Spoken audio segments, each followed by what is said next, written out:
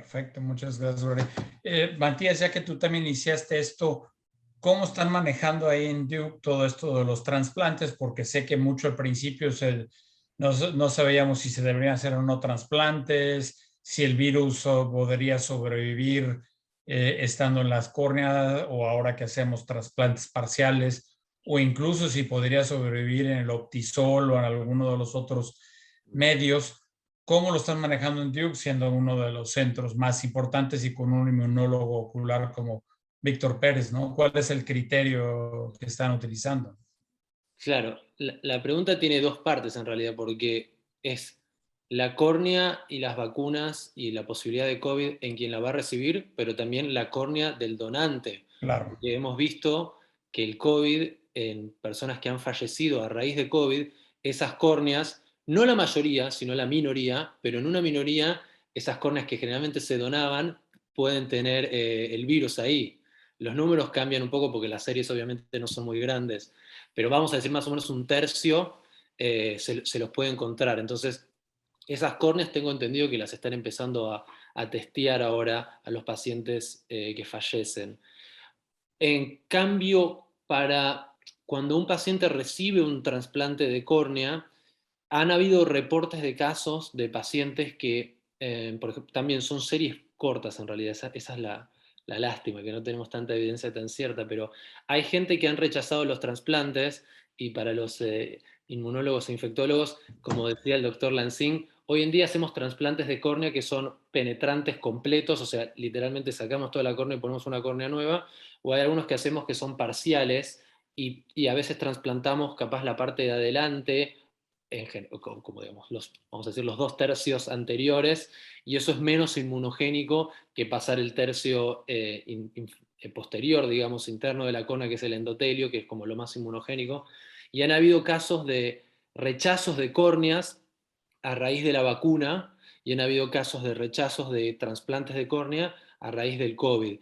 Y eso ha pasado en gente que ha recibido la vacuna digamos, en un intervalo corto, como que se hicieron el trasplante, se vacunaron al mes y rechazaron, pero también pasó gente que tuvo COVID el virus y 6 años después de un trasplante rechazó esa córnea. Y obviamente todavía no está muy claro, pero el mecanismo definitivamente involucra las células T, porque obviamente los inmunólogos saben más de esto que yo, pero obviamente es el mecanismo que entendemos como el responsable del rechazo normal de cualquier córnea, pero justamente ahora al tener un virus nuevo y empezar a generar toda esta respuesta adaptativa, se da a entender que habría un mecanismo mixto combinado. Sin embargo, la verdad es que no hay suficientes números y casos como para dar evidencia cierta aún, porque todo lo que hay son series de casos, retrospective chart reviews. Um, entonces, por ejemplo, hoy hemos tenido un paciente que tiene, ¿cómo se dice? Pemfigoide sistémico, digamos, pero una variante ocular, ¿no? Entonces, anticuerpos contra la membrana basal de la superficie de la conjuntiva que hacen cicatrización de la conjuntiva y hacen que, bueno, el ojo se cicatrice, se seque mucho, obviamente, pero eventualmente se fusionan los párpados y realmente puede ser muy, muy detrimental para la visión ocular. Y el paciente ya tenía las 2 dosis de COVID y ya está para el booster ahora, que es otro tema para charlar, porque habían pasado 6 meses. Y entonces, como lo que usamos para estos pacientes cuando son refractarios, no es tratamiento de primera línea, pero ahora estábamos tratándolo con rituximab, ¿no? Que es un anti-CD20, ¿no? Y entonces salió la pregunta, él se tiene que dar el booster, ¿no? Obviamente, células B, estamos pensando, entonces, ¿cómo hacemos? ¿Le damos rituximab? ¿Le damos la vacuna? ¿Qué es lo mejor que hay que hacer? Y de hecho eso es algo que lo podríamos charlar, me gustaría saber la opinión de los expertos que opinan, y después le cuento si quieren lo que hicimos. Pues Marco, ahí va la pedrada para ti.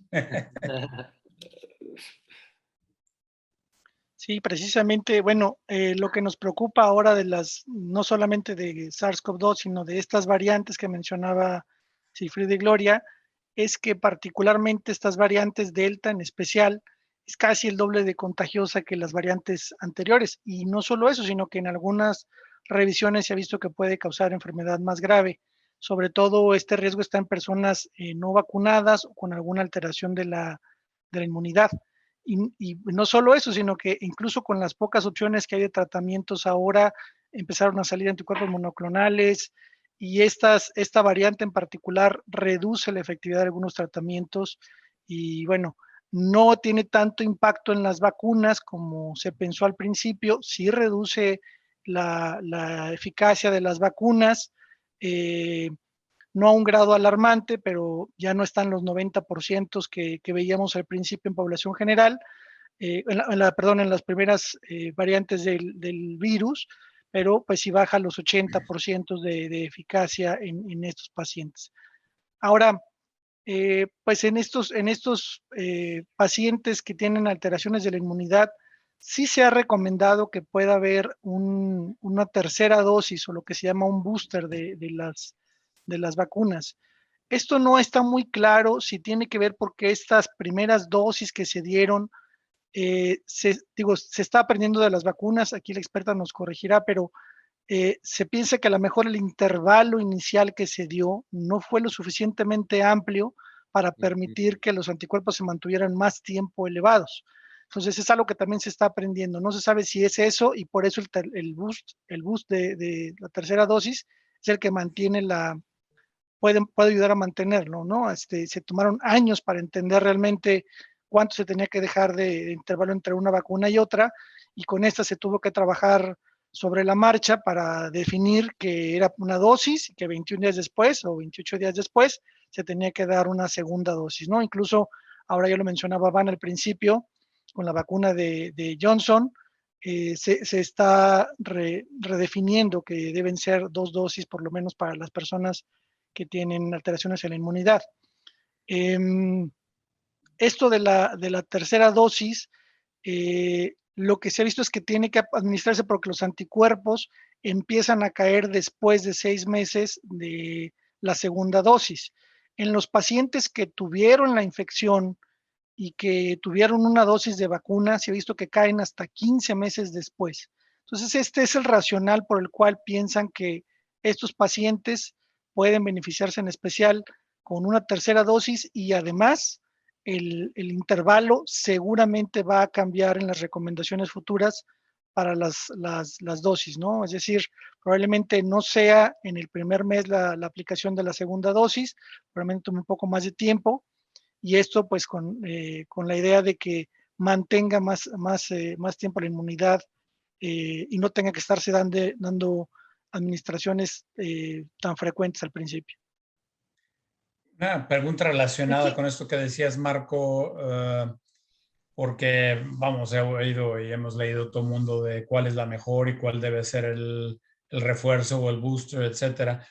Me acuerdo haber leído al menos alguna información, y una epidemióloga, viróloga con la que trabajo de repente para algunas cosas, sugería que para las dosis de refuerzo, quizás algunas combinaciones de las vacunas sería mejor que seguir con 3 de Pfizer o una cosa así, y que probablemente la ideal sería la de Moderna. ¿Hay alguna base científica para esto? Que ya sé que digo, en muchos de nuestros países pues es la vacuna que te tocó, no es la que quieras seleccionar, pero en otros lugares, por ejemplo aquí en Estados Unidos, que se puede seleccionar si estuvieras en esa situación, fueras un paciente de mayor edad o inmunocomprometido o como el que tenía Matías, ¿qué harías con eso, no?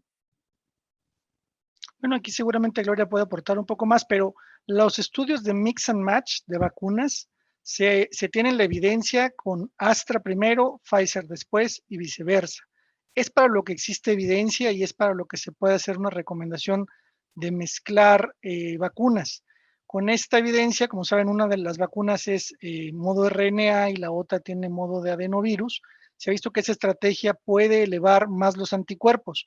Hasta ahora se está midiendo en términos de elevación de anticuerpos. No se ha visto como tal una gran diferencia, ni podemos esperarnos a que, bueno, no esperar a que el paciente tenga un desenlace fatal o paciente crítico, porque de entrada es positivo que las vacunas tienen este impacto positivo, no tienen, impiden que el paciente caiga a terapia intensiva o que se ponga en condiciones que lo puedan poner en riesgo de muerte. Entonces, estas estrategias de mix and match se están terminando en otras combinaciones, pero hasta hoy la única recomendación o aprobación que se tiene de mix and match es Astra primero, Pfizer después y viceversa, ¿no? Moderna es una vacuna que se vio que también elevó mucho más anticuerpos en algunos pacientes.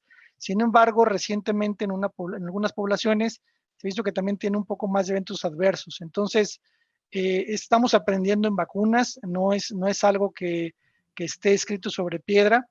Y bueno, pues me gustaría escuchar también aquí a Gloria, que es la experta en vacunas.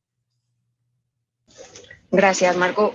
Pues sí, o sea, evidencia solamente tenemos esto y tuvo que ver con los efectos adversos de Europa, que dejaron de vacunar con Astra y terminaron el esquema con Pfizer. Primero quiero hacer en vacunas siempre el intervalo mínimo es indispensable, ¿no? Y entonces estar aprendiendo ahorita cuál es el mejor intervalo entre dosis. Claramente tuvimos, por ejemplo, con Astra el intervalo inicial eran 8 semanas, ¿no? Entre 6 y 8 semanas y después se fue a 12 y la efectividad subió casi 25 puntos porcentuales. ¿Por qué? Porque si no respeto este intervalo mínimo hay interferencia inmunológica y la efectividad de la segunda o tercera dosis pues definitivamente se ve mermada. Aquí hay que separar el booster o un esquema de 3 dosis, ¿no? Más que booster, es una revacunación cada cierto tiempo porque hay un descenso de anticuerpos y entonces necesito una revacunación, no es que necesito un booster. Y en este sentido, pues vamos a ver si estas revacunaciones van a tener diferencias en la conformación del RNA mensajero o del tipo de material genético que estoy introduciendo y esto lo van a dictar las variantes. Lo que sabemos en pacientes que están utilizando alguna terapia inmunológica, desde esteroides hasta estos anticuerpos monoclonales, es que son malos respondedores. Y en ellos sí tenemos evidencia de que 3 dosis e incluso 4 dosis son un esquema, no son boosters, es un esquema que requiere de 4 dosis o de 3 dosis, dependiendo su estado de inmunodeficiencia. Y sí ya hay algunos reportes, principalmente en uso de rituximab, principalmente en uso de esteroides a dosis altas o pacientes que tienen trasplantes de órganos sólidos. Pero son esquemas de 3 dosis más que realmente un refuerzo de una tercera dosis. Actualmente, en este mix and match, ¿y por qué existe esta teoría de mientras más modificaciones, utilice más tecnologías es diferente? Porque incluso el RNA que usa Moderna no es el mismo RNA que usa Pfizer y no es el mismo RNA que meto en el adenovirus de AstraZeneca o de Johnson. Y entonces, aunque van dirigidos a generar esta proteína spike o diferentes tipos de conformaciones de esta proteína spike, no son exactamente la misma proteína spike que estoy formando con cada uno de los pedacitos de RNA que me están pasando. Y entonces, esta correlación o relación de anticuerpos, pues por supuesto si tengo diferentes tipos de anticuerpos que me van a llegar en diferentes sitios, pues definitivamente, teóricamente podría ser mejor un esquema mixto en este sentido, pero como bien dice Marco, hasta ahorita lo único que podemos recomendar son este mix and match. Que sabíamos que Johnson & Johnson iba a ser de 2 dosis, a mí me pareció más una estrategia comercial. La verdad es que a mí me pareció una estrategia comercial por cómo evolucionó Johnson desde el principio, la cantidad de anticuerpos que reportaban en sus ensayos clínicos, comparando. Ahorita no sabemos tenemos muy pocas vacunas que sabemos a cuánto tienen que llegar para ser protectoras, ¿no? Anticuerpos neutralizantes tienen que estar arriba de 10, pues si no, vuélvelo a vacunar, como pasa con hepatitis B, por ejemplo. Lo sabemos para muy pocas vacunas. Definitivamente en este momento no sabemos para COVID cuál es, porque además no es lo mismo los 10 unidades de anticuerpos de los que produce Pfizer a 10 unidades de anticuerpos que produce CanSino. ¿Por qué? Porque conformacionalmente no son los mismos anticuerpos, ¿no? Entonces, este mix and match va a ser muy interesante. Definitivamente ahorita la tercera dosis, yo sigo diciendo, la tercera dosis está muy dirigida a estos pacientes con este tipo de inmunocompromiso, mayores de cierta edad que tienen esta inmunosenescencia que disminuye más rápidamente, porque aquí algo bien importante de las vacunas de COVID es que la inmunidad está principalmente producida, la inmunidad duradera es principalmente celular. Hemos visto que aunque estén cayendo los anticuerpos, las personas jóvenes, las personas que no tienen comorbilidad, las personas que tienen estas características de inmunofitness, no tienen tan mal respuesta a una enfermedad, ¿no? Independientemente haya pasado 9 meses o un año de la dosis de la vacuna, y esto lo estamos viendo en los médicos de Israel, por ejemplo, o en los de Estados Unidos, que tienen dosis desde muy temprano en la pandemia, en donde claramente esta tercera dosis o esta revacunación se requiere principalmente en los que tienen grandes factores de riesgo, en donde su inmunidad celular se ve mermada en la producción inicial. Matías, pues nos dejaste con, ahora sí que en suspenso, qué fue lo que hicieron y cómo le fue, ¿no? Bueno, sí, va de la mano de lo que estamos hablando. Exacto. Para no alterar la inmunidad humoral, vamos a decir. Claro, lo que decidimos hacer es que tenga las infusiones de rituximab ahora, porque de hecho el paciente estaba activo. Cuando la enfermedad está activa puede ser muy, muy deleterio, y vamos a diferir la vacunación. Lo que yo leí a las corridas hoy en la clínica, más o menos, es que mientras más uno la demora, mejor, capaz ustedes saben mejor, los intervalos decían intentar que más, o sea, que el espectro es mejor si uno demorara la vacuna 6 meses después de la última dosis de rituximab, pero también empiezan los otros costos ahí que uno tiene que balancear, ¿no? Una persona medio inmunodeprimida, de 70 y largos, ¿cuánto lo queremos dejar también sin ese privilegio del booster, ¿no? Pero entonces la idea fue esa, que seguir con rituximab ahora y aplazar un poco más la vacuna. Si fuera inverso, si hoy diéramos la vacuna y en 2 semanas le diéramos rituximab, o en 1 semana para hacerlo un poco más dramático, probablemente esa vacuna no creo yo que no produciría tantos anticuerpos y sería medio una oportunidad perdida. Sí, creo que además, digamos, para complicarlo todo, porque creo que lo que explicó Gloria muy bien en relación a la respuesta inmune y a la producción de anticuerpos y cómo es que se están decidiendo las dosis, creo que el tema de hoy viene justo a complicar la vacunación, que son las variantes. Es decir, ahora que hemos aprendido un poco más acerca de la transmisión y de la protección, como bien decían, de la vacuna en contra de la enfermedad, en contra de las formas graves y en contra de la transmisión, cuando se ha comparado qué pasa ahora con las variantes circulantes, se ha visto que sí hay una gran diferencia. Si los pacientes que se infectan después de haber sido vacunados, se infectan con una variante alfa, por ejemplo, tienen una transmisión mucho menor que cuando se infectan por una variante delta. Entonces, quiere decir que el virus aquí está jugando otro papel importantísimo. Es decir, parecía que habíamos entendido perfectamente el problema, se generó una solución que fue, yo diría, extraordinaria, tener una vacuna y proteger entonces a la población para evitar que se enfermara y muriera o desarrollara formas graves de la enfermedad. Pero además siempre espera uno que cuando uno está vacunado y tiene una protección adecuada, pues la transmisión se interrumpe, ¿no? Alguien vacunado ya no transmite la enfermedad, ¿no? Eso es uno de lo que quisiera ocurrir. Pero decíamos, el virus con este fitness viral ha sido más listo de lo que creíamos y resulta que nos ha dado otra lección, y es que el virus Delta, que es el que está predominando, la transmisión es mucho más eficiente.